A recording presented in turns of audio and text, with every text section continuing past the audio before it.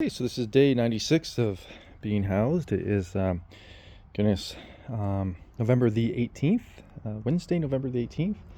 So I just want to do a WIL. I haven't done what I'm learning in the moment, so what I'm learning experientially. I haven't done one of these in a while, and they come up all the time. I find I just don't always have time to get them out. Sometimes I don't.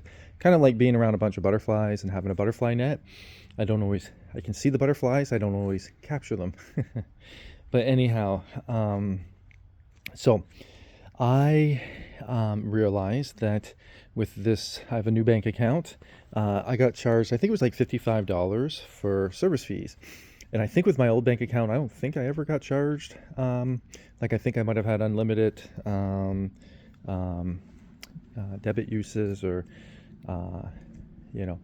transactions. I don't know. I don't think I ever really looked into it, but I might have been grandfathered in from like an older, plan. But regardless, when you're financially strapped, you see, or when you're going through a time of little, you're able to see, where your money is going. So to save a little here and a little there, and to be aware of where all your money is going, it's a really good thing. And there's, I want to say financial literacy, but I don't really know if that's financial literacy. I would use that term for something else. I would say it's much like I was talking about in the beginning videos about being in a state of impoverishment versus a season of impoverishment. And I have my right hand in my right pocket, and I was using that example of if you have holes in your pocket, you could be in a state of financial impoverishment in so much as you always have an influx of coins being poured into your pockets. You never realize that there's any leakage or any hemorrhaging of the finances. But when you go through a time of little and there's very little coins pouring in, then you realize, oh goodness, I am in a state of impoverishment, because impoverishment means you're unable to hold or be responsible for the very thing that you need to hold and be responsible with. Whereas a season of impoverishment means you're financially responsible, you have the financial literacy, and you can be entrusted with more amounts of coins, more amounts of responsibility, more amounts of finances. It's just the amount that's currently being poured into your pocket is very minimal. So that's actually an advantageous spot to be in if you're able to derive and learn from and then apply the learning lessons. So that being said, I decided to withdraw larger amounts of money. So when I first received money, so now from where I'm working part-time, but also from social assistance, I tithe my money into the church. And I pray, and the Holy Spirit will reveal to me where God wants me to tithe his money into. It's his money. He's the one that gives me the ability to work. He's the one that gives me favor on the job. It's his money, and it's my good pleasure to give my first fruits to God.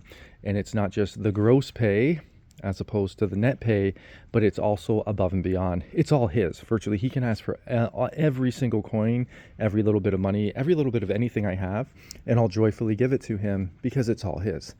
So I sow it into his kingdom.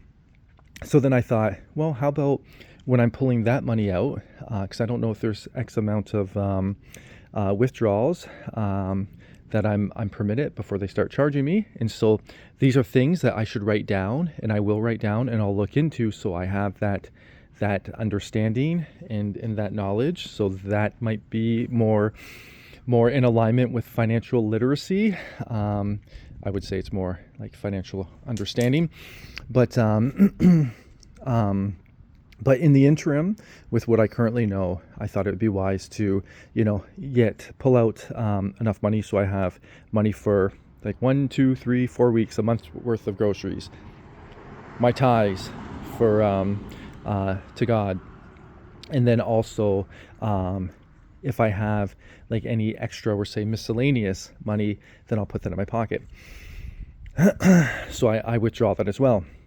So anyway, so I've been now that I'm working, I have the ability to if somebody invites me out for dinner, I can go out for dinner as long as I'm reasonable with it, and it's only like once every we're say two weeks or 3 weeks, and if somebody invites me out for coffee or tea, before that would be a problem because I didn't have finances for that. Now I have finances for it, so I keep that money in my pocket. But I look for ways to be more disciplined. So even if those opportunities come up, I just don't jump at them because, it's a night out or it's a time away. I still exercise discernment and sensibility in terms of, is it needed? Is this the right time to do this? I want to be disciplined over every choice that I make. So these things are best learned when you're going through a season of impoverishment. But then I have to ensure that I remain disciplined and keep building upon this as I acquire more. And I understand, first and foremost, do not despise small beginnings, but also the more that you're given, the more you're accountable for, the more that's required of you. So, and then also too, these learning lessons are to be exemplary for other people. So I'm living what I believe. And anyhow, so I notice I have there's like maybe three weeks accumulation in my wallet, and it doesn't seem like much to others, but to me, it's much more than I normally would have. So where I've turned down, I've been more disciplined, turned down going out to grab something to eat with others. Chose to just have tea at somebody's house instead of going out for tea. And then also with grocery shopping, found some really, really good bargain deals. And bought things in bulk. So I trimmed up my expenditure for groceries. So I have a surplus of finances in my pocket. So here's the learning lesson. I was just thinking this morning, so I just got off the phone from my meeting this morning. Everything's going quite well, and I'm so appreciative of it. And I was thinking I should go out. I might go out and I might have a euro and fries and gravy to celebrate. And then it occurred to me that this option seems overly, I want to say appeasing, but it's not appeasing, appetizing and justifiable, because I know in my wallet I have more than enough funds to cover that. But I was thinking there's a danger in this, because just because I have more than enough funds in my wallet to cover this, that is not the justifiable reason that makes this a good choice. So there's a great learning lesson that I'm learning in this morning, and I'm more than happy, more than delighted to share with each and every one of you. It's especially coming from a period of where I had absolutely no funds whatsoever, a period in a season of impoverishment, and God was so gracious and so good to reveal to me the holes in my pocket, as it were, so they're all sealed up. I need to retain that discipline as I move forward. And there's a difficulty in retaining that discipline when you go from being a have-not and not having opportunities or the ability to attain certain things, to having, even to being a person even of a little bit of means and having the ability to do certain things and attain certain things. So the discipline needs to be heightened, and the intention and the intentional living needs to be honed in, and deeper levels of discipline applied. But also, and most importantly, the vision needs to remain clear and at the forefront of my mind, so every step that goes towards that vision is success. So to refrain and to abstain is a wise thing. And I know in the moment I can wrestle with a little bit of discomfort. All of a sudden I start salivating, thinking, oh, I would love that euro. I love those fries and gravy. But then I think about all the effort I've been putting in at the gym.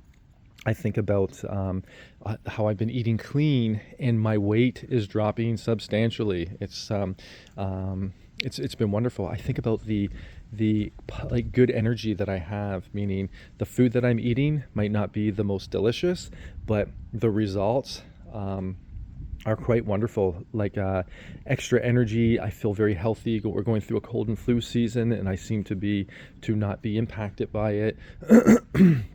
And I love using the adage, there's nothing more delicious than the way health feels. So anyway, so I struggled with that for a moment, and I've made a choice to do an alternative, and to I can still celebrate, but my definition of celebration can be altered, and so it doesn't have to be going out and getting gyro and fries and gravy. It can be sitting down, being appreciative of the food that God has provided for me, so I can eat like a hard-boiled egg and have some beets and drink some tea with a little bit of thyme in it. But spend time appreciating the peace that God has provided me. Spend time appreciating the opportunities that God has provided for me, but also spend time appreciating the things that God has delivered me from. That is a wonderful form of celebration. And I can do it, and every single person on the face of this earth has the ability to do this before God, and and is unto God. So anyway, so I'm very happy to share this with you. Without further ado, I'm going to conclude this latest WIL, what I am learning experientially. God bless you.